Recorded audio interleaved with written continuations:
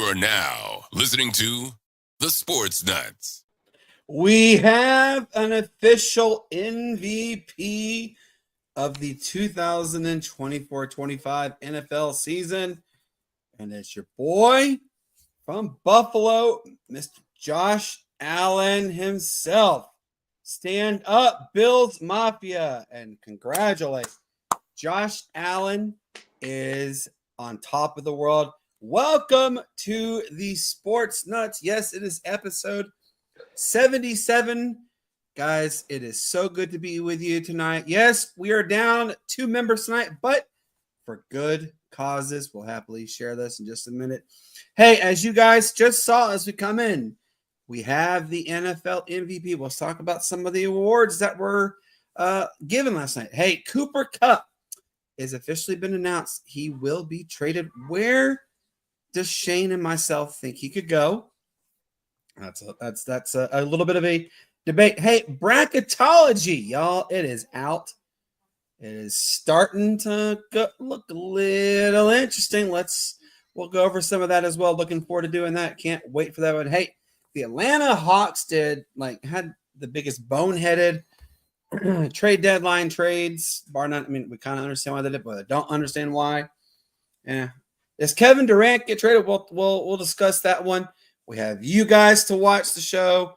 Can't wait to get it going. Hey, our good friend Hank is actually at the WrestleMania in Memphis. He will be sharing videos with us. We will post them on our YouTube page. Yeah, well, you guys do see WrestleMania, yeah.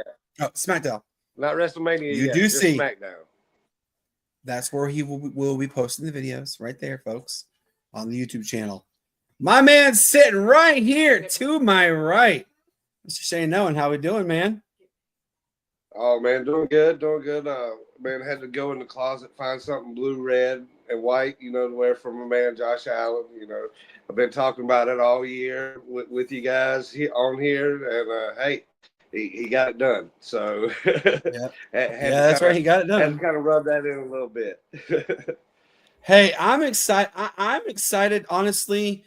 I really wanted it to be Buffalo and Detroit. You did too. We really wanted to see Buffalo be in the entire thing. I can be honest. Let's raise our hands right now. If you really, truly are like, hell yes, this is the best Super Bowl it's going to be, or not, because I guarantee you the ratings are going to be pretty sad this Sunday. Because look, Super Bowl is literally here, guys. It's here. The Super Bowl Regalion is going down in New Orleans. Shout out to our good friends, Down Sound Sports Fanatics podcast. They have been broadcasting all week long down at the Super Bowl pregame festivities. It's a pretty exciting thing. Hey, I got a story to tell you real quick, Shane. They did it on NBC Nightly News with Lester Holt. Shout out to Lester Holt and the entire NBC crew for finding this story. There was one story that stood out. These two athletes that are from Princeton. One guy's name is Tiger, by the way. His buddy got severely injured in the terror attack in New Orleans. And unfortunately, his buddy Tiger passed away from the terror attacks. Well, he had made a promise to Tiger that if the Eagles were to win the NFC Championship, he was going to get to the Super Bowl. Well, the Eagles organization came together. They first got them tickets to go to the NFC Championship game. Well, then they brought him up to Philadelphia, and he thought it was just a tour facility. He was going to get a bunch of signed merchandise and whatnot. Well, he got a ton of merchandise.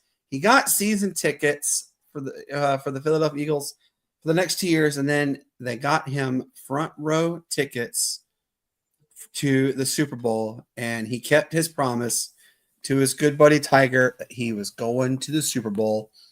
And and the story at the end, he said, "This is strictly designated for Tiger. This is for him. I love him. He was my best friend." They grew up together. They went to middle school, high school, and college together. They played on the same sports teams together. They went to the same freaking college at Princeton. And unfortunately, one of them lost their lives in the terror attack. But really neat story, that the Eagles did that. You know what I mean, Shane?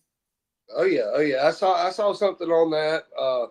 I've kind of seen a bunch of videos now of a lot of things that Philly. We just roasted their fans, not long ago. But yeah, we did. if them as an organization's come around, I know that there's another young kid that they brought on. To go to the NFC Championship game, stuff like that. I mean, and then doing this for him, after the tragedy that he went through, that awful, what was that, New Year's Eve night, New Year's Day, kind of horrific accident. But it's kind of, I would see if I would be in his spot, it kind of be almost kind of like a destiny fulfilled, life full circle kind of deal. This tragic thing happened down there, and now you're having that emotional of the emotions of, hey, this is where my friend tragically passed, but this is where I'm able to keep the promise to him and stuff like that. Yeah, really good story. Look, we talk about it all the time. Sports in general, it brings the best out of people, and then it also unfortunately brings the worst out of people. I got to mention this story too, Shane. So I follow Power 96.7, which is a radio station out of Pennsylvania, right? Well, they had a high school basketball game, typical high school basketball game. Unfortunately, it got a little out of hand at the end.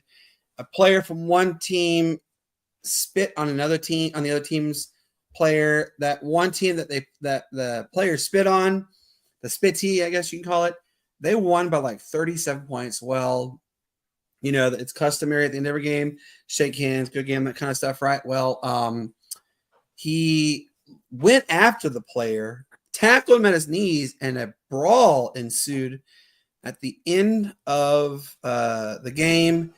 It was just awful. Well, the state came out.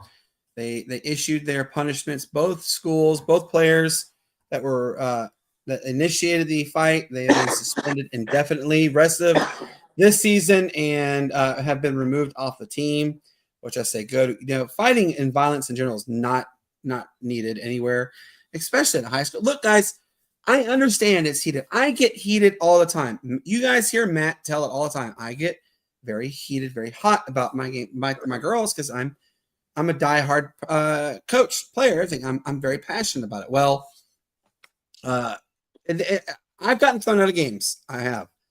Like you guys have heard recently as yesterday, even I told everybody the story. I threw the ball at the guy's head that kept shoving me, and a fight ensued. I got thrown out. He got thrown out. But beside the point, I understand it gets heated, but don't do that kind of stuff. It's not necessary. There was the police had to intervene, and just the whole mess. Possible retaliation was going to happen, but both girls and boys came back together. The girls had the next game, and they came back, and they all stood in unity, holding arms, both teams, as they did the national anthem.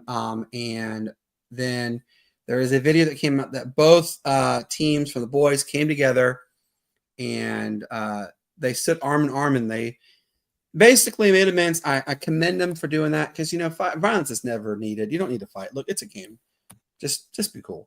So, but I want to say that with this pretty interesting story, Yeah, well, and I mean, Pennsylvania handled that better than the other situation. I forget where that one was, where all the racial slurs were headed towards a player for the whole game, and then he finally had enough of it after a hard foul, and knocked a couple guys out because they were coming after him and stuff, and all, and but in that case, they were actually bringing charges against the young man for kind of doing that in the ball game. I agree that there's got to be some penalties handed out that should never go on the court. But for something in a high school basketball game to get that out of hand, that you're talking about bringing assault charges, and it's kind of they kind of brought it on themselves, in the heat of the game, kind of moment, stuff like that. There's no room for that anywhere, for what they did. Now his actions weren't justified in what he did. Things get heated, as you said. I think that, there's got to be consequences, but they should be dealt with in-house. And, the way the school's reacted is, just shows a class act of, hey, we understand that this is just one of those sports moments, and, we're going past this. Absolutely. So as you guys saw, here's the picture again. Bills Mafia. I know you guys do watch. We tag you guys all the time. This is your MVP. Now that he has solidified the MVP for Buffalo, I'm going to ask you, Shane, does he finally break the damn curse for Buffalo and win the Covenant Lombardi next year? Can he do it next year? Well, I can, there's a lot of moves that are going to be made in the offseason, as we've seen in professional sports and even college sports now with these transfer rules and the NL. There's just too much fluctuation, that you kind of see. They're going to be a good team. They've still got a decent core in what they have. I believe they've got a decent amount of linemen coming back. As always, you shore up the trenches on both sides of the ball. You got opportunity with whoever you have behind. So absolutely, that's one thing. Another thing that you had mentioned, maybe Cooper Kupp opened up for a trade. That's a likely destination in my book. Panthers as well. But if Buffalo gets a true number one receiver, they've got a good guy in Coleman that's kind of stepping up, and Zach Brett, that big guy that go up and make those catches. We saw Cooper there. I wonder if he re-signs with them. He played great towards the end of the season, the playoffs, once he finally got in the rhythm of the offense. But I think they've got a good shot, and I'd be interested to see where the odds are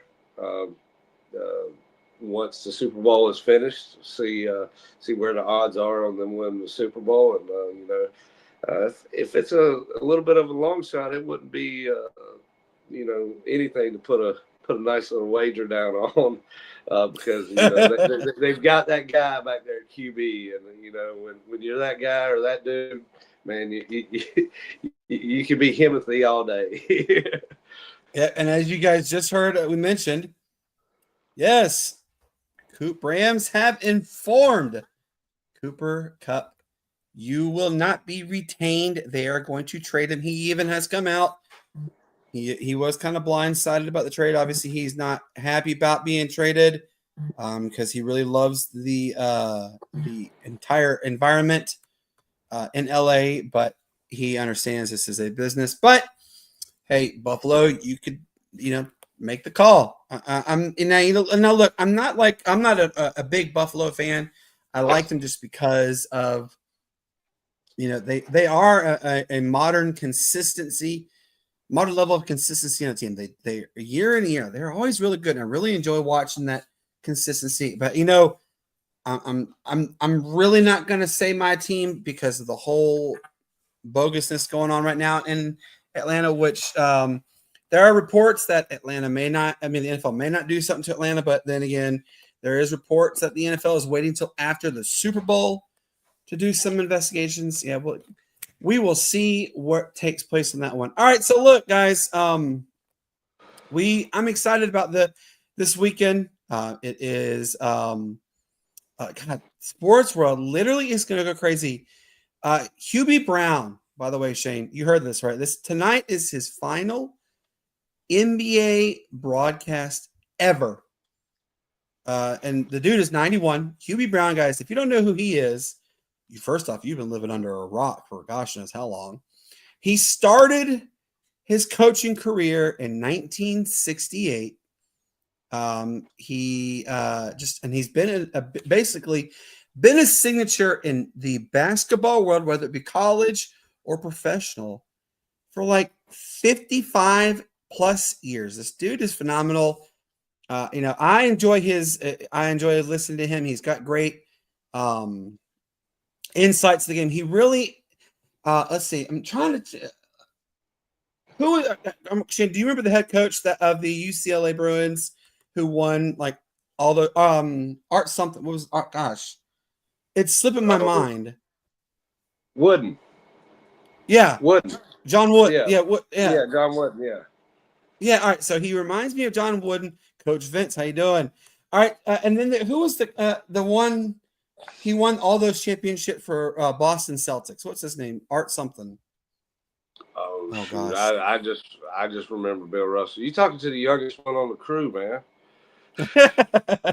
But you know your sports. But so all right. So Hubie Brown, he's old school, and he really helped gain my love for the game of basketball, and what he talked about, how he did the basic fundamentals. I still practice the fundamentals he helped instill in me. Of course, my head coach, everybody should know by now, is Ryan Puglisi, Roswell High School's winningest basketball coach. He was my coach.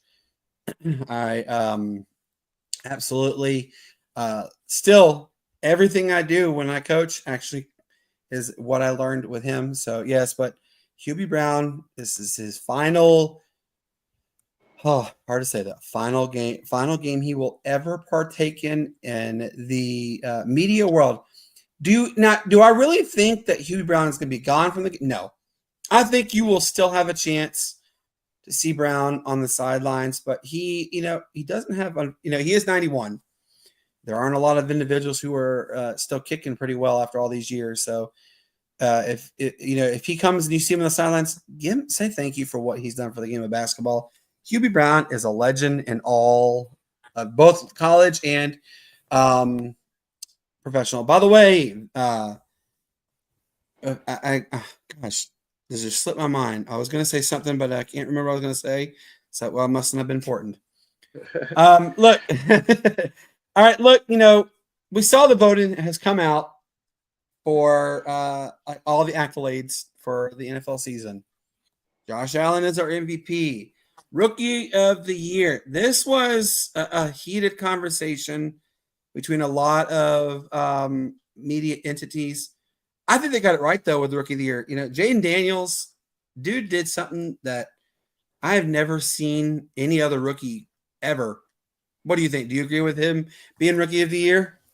Yeah, I believe he slightly edged it out with the run in the playoffs that they made over Bo Nix because, Bo Nix, he that Denver team is not great offensively. And what he did to lead them back into, playing game, for the wild card and stuff, that was great, to see. So, but they got it right because, he was took home 2 awards last night, one for the best moment in football with the Hail Mary against Chicago. Oh my God. That is still being heard around Chicago right now, by the way, folks. Yeah, but it's kind of like, the Rookie of the Year. It's, he just, got finished winning the Heisman and had kind of a Heisman game and a Heisman moment. That was kind of that, Rookie of the Year moment that he had was that Hail Mary play. It captivated us all at that time because they went from, I believe they showed the stats during it. They went from like a 3.7% chance of winning the game when he actually let the ball go to a 100% chance after he caught it, of course. But, man, it was, I think they got right on that. I think they got a lot of them right. My biggest question was Defensive Player of the Year. I was just about to ask you, Jared Verse. Do you think that he was the right selection? Well, Verse didn't win it. Surtain won it. I'm sorry. Surtain. Why do I get those backwards? I get those two switched. Yeah, Pat Surtain. I'm not. Man, I'm I not don't know. sold. There were a couple more. Cincinnati's defensive end this year. Man, he was great. Hendricks. Yeah, Dude, yeah. that dude was Hendricks. crazy. Yeah, he had a great year. 17 and a half sacks. Um, we man, TJ played great all year. Yes. Uh, Braun from Philly. I think that there were a couple other players in the conversation, especially with the way Braun's played this year. Man, he's 150 something tackles. It's just been a stellar play this postseason. I think that kind of gave him the right to be up there because, other than, the many tackles as he had, it really wasn't a, standout season.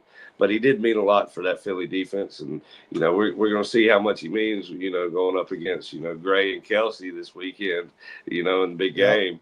I think, the Surtain, I mean, he had what, two pick sixes that were almost 100 yards apiece. Yeah. So I That's mean, pretty impressive. he had Which is an very outstanding impressive in year. general.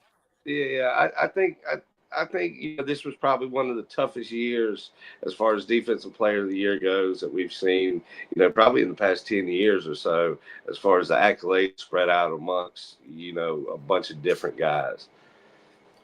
Now, Vince, to answer your question, where's Matt? All right, so I forgot to tell you guys to start the show. I did say that we're missing two people. We'll tell you why. Hank is at the wrestling match. He is going to send us videos, and we're going to post them right there on our YouTube channel, so you will see it. But Matt had a daddy-daughter date night with Aria. So he actually did forget about it, but made it in time. So he is on a date with the lovely Aria, which I'm okay with that. I don't really care that he's not here. He has family obligations. Family comes first over everything. That's exactly how we are here at the Sportz Nutz. It's family, everything. But Matt, he is spending time with Miss Aria. He will be back at the next episode. Hank will be too. It's just us faces tonight. It's okay.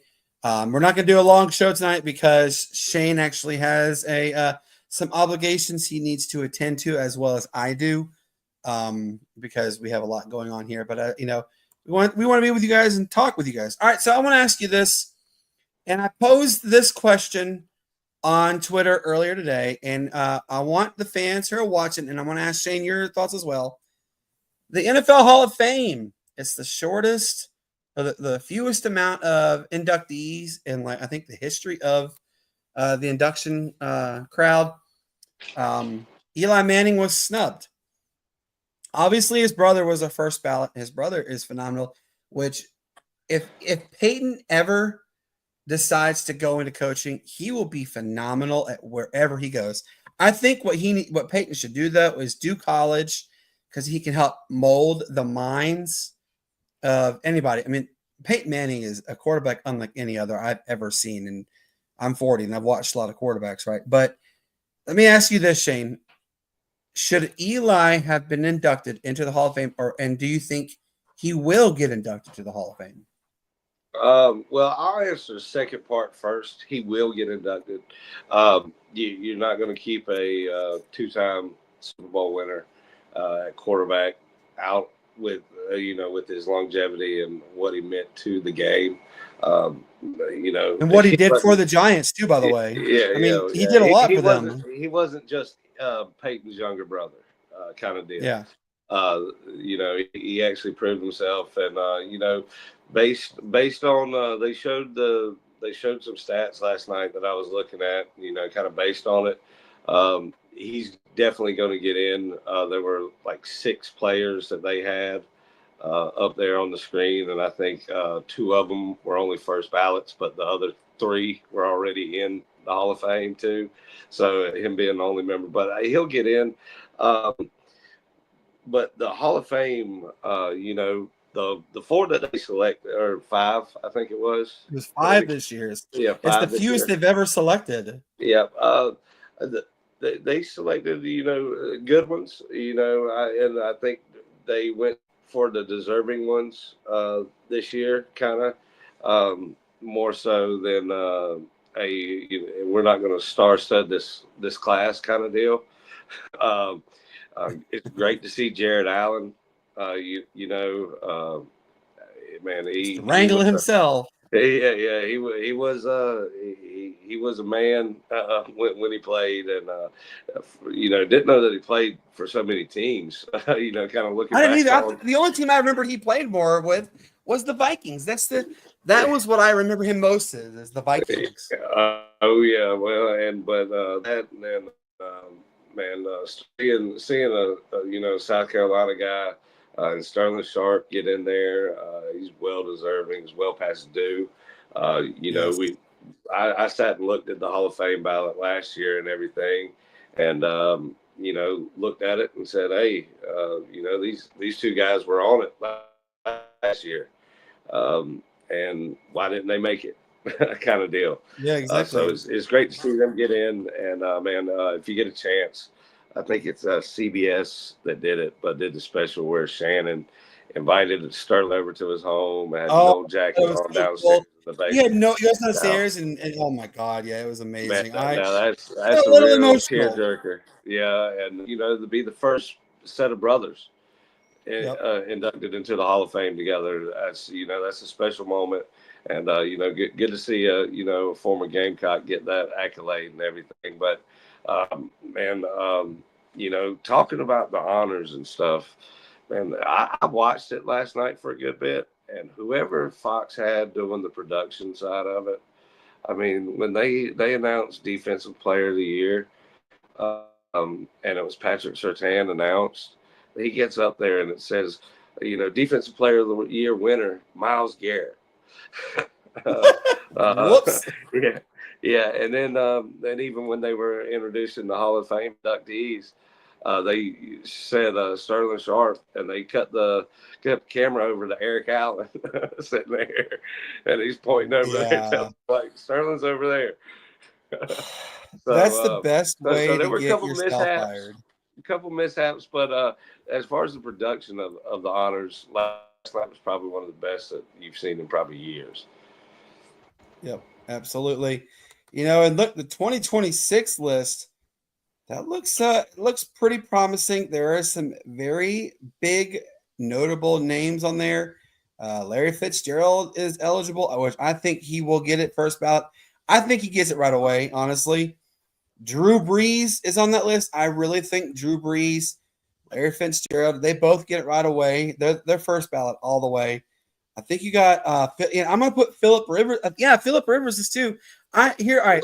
So I'm gonna give you the list of everybody who is eligible. Okay, it's a pretty lengthy list, but here's how they all are. You got Larry Fitzgerald, Drew Brees, Phillip Rivers, Jason Witten, Frank Gore, Julian Edelman, Marquise Pouncey, LaShawn McCoy, Thomas Davis, Greg Olsen, Alex Smith, Des Bryant, Stephen Gostkowski, Geno Atkins, David DeCastro, Mike Pouncey, which would be both brothers again, Sean Lee, Todd Gurley, and Jarrell Cassie. That is the list for first-time eligible participants of the possible 2026 draft. I'm going to go ahead and tell you, here's who I think gets in right away automatically. I think Fitz gets in right away. Larry Fitzgerald, one of the best, if not the best slot wide receiver to ever play the game, gets in.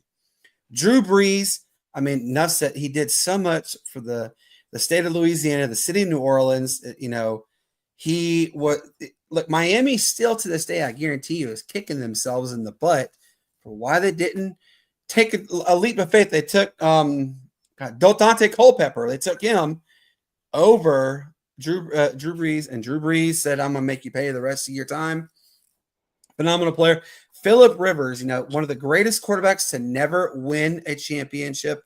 I think he gets in. Now, here comes the iffy ones. I want Gore because Frank Gore was the most consistent running back ever. I still think he is. Was one of the he was an all-time great. His son plays. His son's pretty good too. But my toss-ups will be between Witten, Gore, Greg Olsen, and then I'm going to actually go on a limb, and I'm going to say Gostkowski as well, because he was one of the most accurate kickers of all time. Now I'm going to ask you, Shane. You heard the list. Who do you think is surefire, locked in, first ballot Hall of Famers? Drew and Larry. That's it. I don't see with the players that are out there that they're not their first year on the ballot, because I think you got to put Eli in before you do Phillip, just based on resume, alone. Um, one that you didn't mention though, man, Thomas Davis is one of those characters that's, I mean, Yeah, he he's played won for a Carolina. he's won a he's won a couple of defensive player of the years, and was kind of that, that kind of next hybrid linebacker that, that when Ray Lewis came in, he was that hybrid middle linebacker that now everybody loves to have. And then when Thomas Davis came in as an outside linebacker, he kind of generationally changed the game and how we look at outside linebackers and how they cover and everything else and can rush the passer. So he's an interesting one. Same thing with Jason Witten, is I think it's going to get him as Phillip Rivers, just a resume on the back end. But I do believe it will come for those guys. Olsen, I do believe Shady more than likely. Goskowski. Goskowski, but some of those other names are kind of further down the list. I could see probably like year 3, 4 going in. Like say Edelman, because other than the championships, he really was just kind of splashing the hat with the Patriots. But I think that there's a lot of deserving names on the first year to be there, but there's going to be more deserving names that are still on the list to go in my opinion. That'll go in before, say, some of those other names that we looked at. But I'd say that Larry and Drew are probably potentially your only locks that you can kind of put in right now. I agree. Now, the name that I think is going to be hard pressed to really put in is because he only played, I think it was like 7 seasons, is Todd Gurley. He did good things. Yes, I'm not saying he didn't, but I think it's going to be hard for him to get in. Ultimately, I think he will. It just won't be, like you said, I think probably 4 or 5 years, then he will finally get the gold jacket. The one name that sticks out the most, and I really hone on this, is Alex Smith. He went through a lot in his career.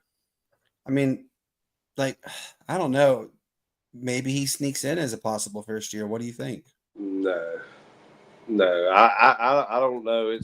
It'll be hard. I think with I think we saw the smallest class this year. I think that everybody's kind of realizing we've got to be a little bit more selective on who we're letting in. So I'm saying it's a long shot. For him to be on that 10-year list and getting in. Might be one of the more historical ones to get in, later on. But it's just the stats and all weren't there. I mean, Yeah, that's true. And I understand. Look, stats do tend to make or break. Des Bryant had his time too, so we'll see. All right, so there's will be that 3-4 year kind of kind of deal is what I would see. Now, look, obviously the NBA trade deadline, it came, it went, and it had some what in the hell happened moments in the entire NBA trade season this year. I mean, we saw Luka Doncic going to the Lakers, Anthony Davis going to the Mavs. We saw the Mavs refunding fans because they got rid of Luka Doncic. Then we saw the Atlanta Hawks, man. Look, I've been a Hawks fan for as long as I can remember. But you know what, though? It's time to kick Landry Fields out. He's not a good GM. He's a terrible GM. He really is. He made some bonus. He traded DeAndre Hunter, a 20-point game, 20 points per game guy, for a guy who scores 6 points a game. And then they waived one of the trades they got yesterday. They waived him. Like, what the hell are you doing? I don't know. Whatever. Hawks, wake up, make some better decisions. I know you're under the luxury. I know the ownership is scared to touch the luxury. I know the Hawks have like 300,000 second round picks, but daggone, like what's going on with this stuff? Like, the trade draft, the trade era of 2024 and going to 25 was by far the strangest one. Do you agree? Oh yeah, I agree. I mean, we didn't see a lot of the big names move that we thought we might. Like KD didn't move, so Jimmy Butler and what the Warriors gave up to get him was kind of Yeah, weird. they gave the house. Yeah. To be honest with you, I was looking at it and watching some ball last night as well, and man, I tell you, Dallas might come up on top on this trade because the way they played last night, and it looks like they're only missing that big man. If Anthony Davis can stay healthy for them, which is the biggest concern, would be the bust. It's going to be the win or the bust for him, depending on his healthiness. But I believe that they could come out on top through this trade cycle and everything else that we saw in the NBA, just because of other pieces that they have, and that's kind of what they were missing. So, looking at it and the way they played last night in a 2-guard system instead of a 3-guard system really worked. So, I got to think. I mean, let me ask you: I'm almost certain, but you didn't see Luka Doncic getting traded to the Lakers, did you? There's no way we could have seen that, could we have? No, you wouldn't have seen it. We wouldn't have seen the Jimmy Butler trade if he wasn't having so many problems with the Heat organization already as a whole. So kind of that Luka trade surprised us, but the NBA never surprises us with at least one big name going at the trade deadline. We all thought it was going to be KD just because of the rumblings around the league and everything, and hey, ends up Luka. But like I said in the last episode that we had on here Tuesday, and I think the Lakers organization is looking at it as LeBron's done, and we need a superstar to keep up with what we got going on now. That was a weird trade. I don't know why they traded away Dalton Connect. Yeah, that was weird too. Like, you just drafted him a couple years ago. Yeah. Why aren't you getting rid of him? Because he is a really good player. He's been a role player. People wanted him. Yeah. That was kind of weird in the sense too, Lakers have found their superstar, and Luka's up for the Supermax next year. We've already seen Jimmy Butler sign a 2-year extension, $120 million. Yeah, with Golden State. He's been with Kerr before, on the USA team. So, yep. Hey, if Jimmy's happy, Jimmy can be one of the best players in the league, as we saw in Chicago, and for part of the time down in Miami. We'll see how everything kind of rides out. It's a big push to the trade deadline, and then a quick little push to the All-Star break, and then after the All-Star break, you kind of really get geared in and see where the teams are with what they've acquired through the deadlines and stuff like that. Absolutely. Now, look, I saw this story up. Well, actually, Deion Sanders made this post today. Happy birthday to my favorite child, Shedeur Sanders. So I chimed in and I said, well, shouldn't every child you have be your favorite child, not just have one? And then I hear it's a joke that he does. And I said, it doesn't matter if it's a joke or not. You don't publicly post it as, that's my favorite son, that's my favorite son, that's my favorite daughter. I have 4 kids. So all my girls I tell them this. I say, if your name has the letter N in it, you're my favorite child. All 4 of them have a letter N in their name. And I said, and then also what makes you my favorite child is if you are born on a day that ends with the letter Y. All my kids are my favorite. They're my absolute pride and joy. I love every minute of them. Yes, they can bother you, but every kid does. But they're the best of the best. Well, then it started up this whole slew back and forth. Some guy tried to proclaim that there are some really good drug rehab facilities in there because I chimed in and said that you don't do that. You don't single out your children that way. Share equal amount of love.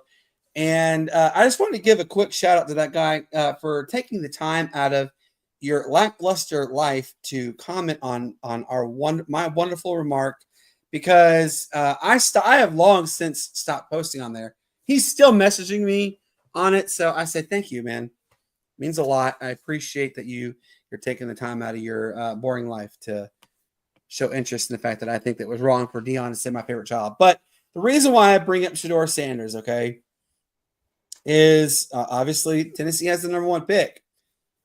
We don't know if they're going to take a quarterback, or what. What we don't truly know just yet is the Will Levis experiment done or what. But recently, ESPN asked Shedeur Sanders, would he be mad if he were not selected number 1? And you know what his natural response was? Is no, why would I be mad? There are a lot of good players out there and blah, blah, blah. But deep down inside, your father is who your father is Deion Sanders. Now, Shane, be honest. If you had the potential to be number 1 and you were bypassed because the team that has the number 1 pick doesn't necessarily need a quarterback, would you be upset being bypassed number 1? Because your dad is over here doing this and chirping in your ear. But would you be upset if you weren't the number 1 pick? Well, every athlete that is considered a top 5 pick in the NFL draft is going to be upset that they're not the number 1 pick. That's how you can look at it. They all deserve it. It's just based on team needs. Of course, there's also been questions around Shedeur. If Tennessee did come call him, would he even want to play there? Kind of deal. How certain he wants to be drafted into certain markets, and and I believe he's not wrong, because if he wants to be drafted into New York, with that pick, which is highly likely, I think that puts him in a better situation for his professional career. So for him to be picky on that, I would say, yeah, that's why he's kind of saying that, because it wouldn't matter. But, he's also got one of his best friends that's projected to be that number 1 pick for Tennessee. Yep. The one thing that I see in this draft is Tennessee, you've got a lot to do. So I think there's going to be a big trade in the top five picks. I think Tennessee could be that big trade. Just with what other teams need and where they're drafting and stuff like that. I think that there can be a lot of sense made. Hey, well, let's trade up 2-3 spots to get the guy that we want, kind of deal. Absolutely. And it's not like this draft has like 1,001 quarterbacks. Yeah. I think that's how it's going to work out. But as far as you're disappointed if you're not the number 1 draft pick. You're not a NFL caliber top draft pick kind of person if you're not upset if you're not that top guy. So that's kind of how you got to look at it, and that's kind of the mindset that I'd see anybody would have. Yep, absolutely. And look, I don't want to hear this nonsense that you would not be upset not being the number 1 pick. Everybody wants it because the difference in money also between the number 1 and number 2 is substantially higher. So don't tell us otherwise. Money talks. We know money. And I understand your daddy is who your daddy is. It is what it is. But just don't fill our heads with a bunch of BS. All right, let's quickly talk about the Yeah, bracketology has been finally made aware of the world. Yay, about damn time. All right, so the number one overall picks obviously is pretty favorable is Auburn. Auburn is the number one overall just because of what Auburn has done. But here is where I start having some issues with what some people are believing as the pick. You know, they have the state of Alabama is going to be represented very well in the NCAA tournament. Well, they have both Auburn and Alabama as two number one seeds. I don't know. What do you think? Do you think Alabama and Auburn both get number one, or is it just Auburn that should get a number one seed? I think Alabama's a more dangerous team in the tournament style than Auburn. To be honest with you, they're good. The SEC in the SEC play, they've proven themselves, and that's kind of been the marker of college basketball this year is SEC play. With 13 of them in the top 25. Yeah, well, they're saying 13 teams are going to come out of the SEC for the NCAA tournament this year. I wholeheartedly believe it. That's been the best basketball all year that we've seen. Alabama as the number one seed, yes. Duke, yes. Auburn, yes. What about Tennessee? Tennessee is that question mark that I have. I think that they should be the number 1-2 seed, but I'm not sold on them being that 1 seed. Okay, because they do have them listed as the number 1 seed out of the West, the Raleigh region for San Francisco. So they have them in there. Now, here is where I have another argument as well. They have Clemson going in again as the number 8 seed. Remember last year they were the number 8 seed, made that fantastic run. They have, for whatever reason, I'm guessing they're already saying Clemson's going to lose to Duke. Both matchups are going to lose to them this coming weekend's game or the coming week's game. Where Duke hosts Clemson. Clemson hosts Duke, and then when they go to the ACC tournament, I guess Duke's going to beat Clemson again. It ain't over till it's over. As I used to say, it ain't over till the fat lady sings. Don't count them out. I would not give Clemson an 8 seed. I'd maybe move them up a little bit just because they've been a formidable opponent the entire go around. So, I give it to them. I would say I'd probably give them like a 6 seed. What do you think? I don't know. People aren't sold on Clemson right now. And, they remind me of NC State a few years back on, kind of mediocrity that they play with and to certain teams. And then on other teams, they're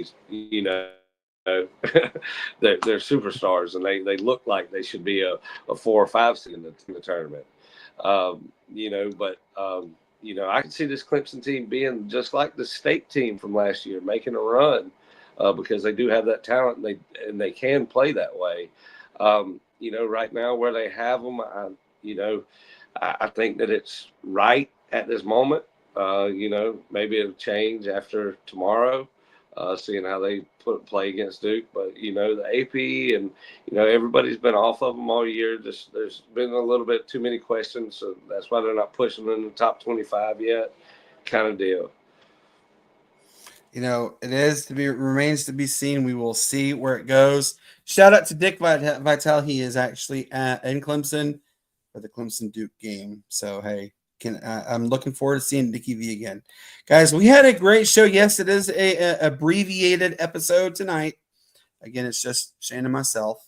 That is here. We are actually going to call it an evening early. We have had a lot of fun with you guys interacting.